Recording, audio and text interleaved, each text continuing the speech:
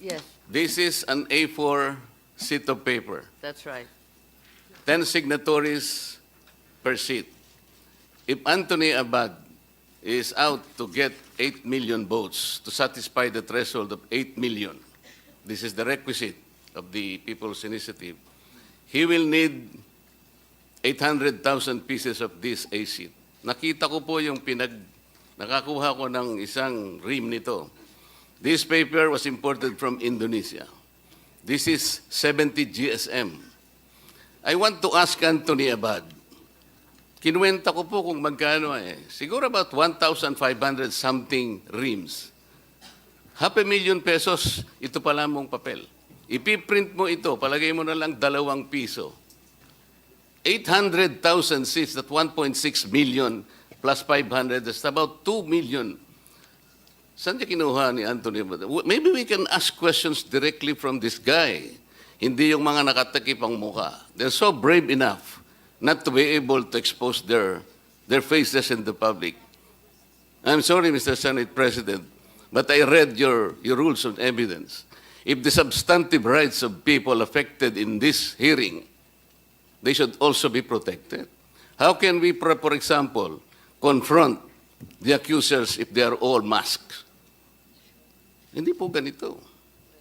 I am not defending the Speaker of the House of Representatives. I will repeat this. If this investigation will find out na siya po ang nagpondo, I will politely ask him to step down. Pero alimbawa po kung ito'y ginawa ni Anthony Abad out of exasperation, out of frustration, because I think for the longest time, the House of Representatives have been inviting the Senate to meet with us on a constituent assembly, and the Senate repeatedly refused us. This is on record, Madam Chair.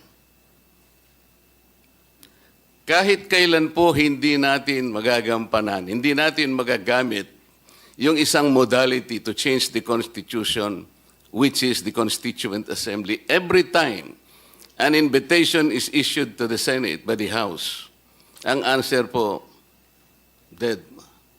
Dead ma. So kailan po natin gagamitin ng Constituent Assembly? We cannot. It's impossible.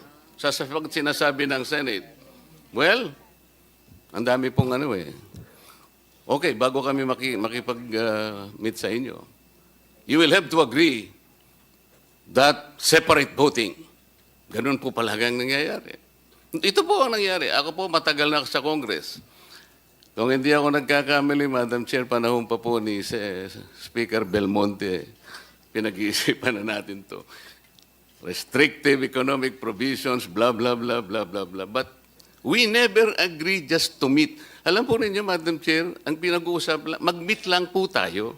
Tsaka na po natin pag-uusapan kung yung 3/4 is voting separately or not. Pero, yes, Madam Chair. Pero Yes, wala I po think tayo. Tama observation ni Attorney Marcoleta, but that cannot be forced.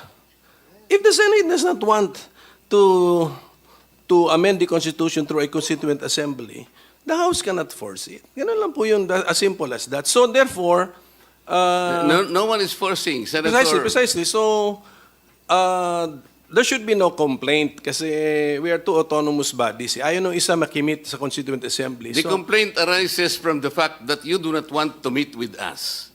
So Madam ang Chair. question, how can we make use of that particular Yes, modality? It is the first modality. Yes, that means that the present composition of both houses cannot avail of that mode kasi ayaw nga nung isang house makimit. So, ano na po yan? That's a political question, gamitin sa issue sa election. Pero our problem with the PI is yun na nga. Therefore, we suspected some politicians to be behind the PI because ang tinutumbok ng People's Initiative is the procedure sa Constituent Assembly. That's And right. changing the natural meaning of that section, That's Madam correct. Chair. So that's And that. with all due Yan respect yung flow, to yes. Congressman Marcoleta, that's likely a subject of another hearing and another meeting, and perhaps a more confident and benign meeting of the minds at another time. Madam Chair, if I Right may. now, I can see all my colleagues jumping out of their seats to contradict us, but let's not hijack this hearing. Let us Correct. proceed with the next witness, who has very kindly come from the province of Batangas. Yes po, Senator. Madam Chair. Salamat, Madam Chair. Senate President, Madam Chair. Madam Chair, Madam Chair. Can I be I've been recognized, Madam acknowledged Chair? by the Chair. Madam Chair. Madam Chair. Madam Chair, may I proceed, Madam Chair? Madam Chair. May I proceed, Madam Madam Chair. Chair? I'm sorry, Chair. I It's thought all the right. congressman Madam was Chair, point of order. escaping. No. Yes, Thank you, Madam Senator Chair. Ontiveros, He should please. listen Thank you, to Madam us. Chair. I'm I, raising a point you of should listen order, to us, Madam Chair. Madam Chair, if I may proceed. I've been acknowledged already. As a priority, Madam Chair, under our rules. Madam Chair, Yes, the point of order precedes all others. Yes, please, I think, Madam Senator Chair, we should, Tolentino. Madam Chair, dagdag lang ko konti, Madam Chair. No? I just would like to react to the statement of Attorney Rodante Marcoleta. Congressman Marcoleta. Kung sinabi po niya, Madam Chair, na siya ay nasasaktan dahil para bang alluded to yung buong lower house na sila ang nasa likuran nitong People's Initiative. Ako rin ay nasasaktan when he alluded the Senate as the opposition palagi, dahilan kung bakit hindi natutuloy yung economic chacha. Ako po'y gusto ko iparating, Madam Chair, na in fact, during the last Congress, kaming dalawa ni Senator Tolentino, nag-file kami ng resolution for economic chacha. And nagbabago po yung composition ng Senado at lalo na, pareho na rin sa lower house, nagbabago rin yung composition. So hindi po rin masabi na kung nag-oppose sila ngayon, mag-oppose na yan forever. Nagbabago po. Kami po ni Senator Tolentino, nag-file po ng resolution. Kaya masakit po sa amin kung sabihin niya, nilalahat niya na ang buong Senado ay ayaw sa chacha. Kami po, nag-propose. So, yun lang po. Gusto ko lang liwanagin, Madam Chair. Again, he is a good friend of mine, Congressman Marcoleta. There's nothing personal about it. Gusto ko lang rin parating sa kanya yung mensahe na kami po ay pro-chacha rin, lalong-lalo na pagdating sa economic reforms. Madam Chair, Thank you po. we can simplify this. Maybe we can have a stipulation. Can the Senate stipulate that of all the initiatives taken by the House to engage you as a constituent assembly, all these initiatives have been refused? Wala pa tayong, hindi pa po tayo Madam nag-meet. Madam Chair, as Senate President, as the leader of this institution, I can categorically state that we have not refused any measures. As a matter of fact, I filed last week RBH 6, which is to discuss economic provisions of the Constitution. So, Only to change your mind 3 days later, Mr. Senate President. did I ever say, for the record, did I ever say I am no longer pursuing this? Please cite the record that I said I will no longer pursue this. Well, it's in the Yes. privileged speech I heard by no. one of you. No. I'd like They're to correct now- misconception of my dear friend, Congressman Marcoleta. We are just fighting this PI first. Because this PI, this fake People's Initiative, is going to undermine the processes of voting during the discussions of constitutional change.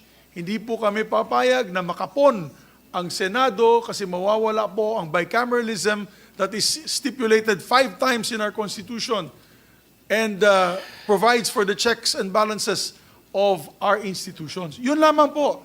Wala po tayong pinag-aawayan kundi itong PI kasi alam mo, sa totoo lang, Madam Chair, we're veering away from the topic here. But really quickly, kung yung People's Initiative, kung linagay po nila dyan, sino bang mga proponents dyan?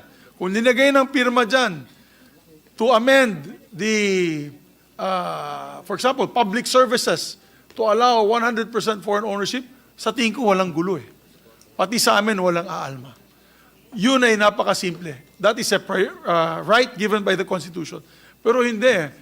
It's a very simple question to vote as one, but it is full of hidden meaning, and it will open a Pandora's box that we can no longer come out from. So, yun lamang po, Madam Chair.